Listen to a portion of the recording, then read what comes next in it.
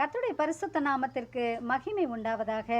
Silo அமைதல் உள்ள ஜீவனம் பண்ணணும்னா நாம என்ன செய்யணும்? அதை குறித்து பைபிள்ல வசனம் ஏதாவது இருக்கா அப்படின்னு சொல்ல? கண்டிப்பா வசனம் இருக்குங்க. 1 தீமோத்தேயு 2ஆம் அதிகாரம் 1, 2 வசனங்கள்ல தெளிவாய் கர்த்தர் நமக்கு கொடுத்திருக்கிறார். எல்லா மனுஷருக்காகவும் விண்ணப்பங்களையும் ஜெபங்களையும் வேண்டுதல்களையும் ஸ்தோத்திரங்களையும் பண்ண வேண்டும். நாம் எல்லா பக்தியோடும் நல்லொழுக்கத்தோடும் கலகமில்லாமல் அமைதலுள்ள ஜீவனம் பண்ணும்படிக்கு ராஜாக்களுக்காகவும் அதிகாரமுள்ள யாவருக்காகவும் அப்படியே செய்ய வேண்டும். ஆமென். பிரியமானவர்களே, ஆண்டவராகிய கர்த்தர் எல்லாவற்றையும் பரிசுத்த வேதாகமத்திலே நமக்கு அழகா எழுதி கொடுத்திருக்கிறார். நாம அமைதலுள்ள ஜீவனம் பண்ணுவதற்கு எல்லாருக்காக ஜெபம் பண்ணணும். பிரதமர், குடியரசுத் தலைவர், ஒவ்வொரு மாநிலத்தின், தமிழ்நாட்டின் முதலமைச்சர், ஆளுநர், எம்எல்ஏக்கள், எம்பிக்கள், கவுன்சிலர்கள், வார்டு மெம்பர்ஸ், தலைவர்கள் அத்தனை பேருக்காக ஜெபிக்கணும்.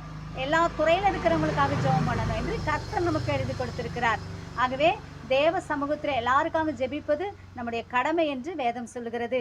ஆகவே எல்லாருக்காகவும் தொடர்ந்து நாம் ஜெபிப்போம். வருகிற எல்லாரும் நம்ம ஓட்டு போட்டு வந்துட்டோம். ரிசல்ட் அன்னைக்கு கர்த்தருக்கு சித்தமானவங்களை கர்த்தர் நிச்சயமா ஆட்சியில் அமைய பண்ணுவாங்க. அமைய பண்ண கர்த்தர் வல்லமையுள்ளவராக இருக்கிறார். அதை நாம் சந்தோஷமாக ஏற்றுக்கொண்டு தொடர்ந்து ஜெபிப்போம், ஜெயம் பெறுவோம். கர்த்தர் நம்மை ஆசீர்வதித்து வழி நடத்துவாராக. ஆமென். தேவனுக்கே மகிமை உண்டாவதாக. ஆமென்.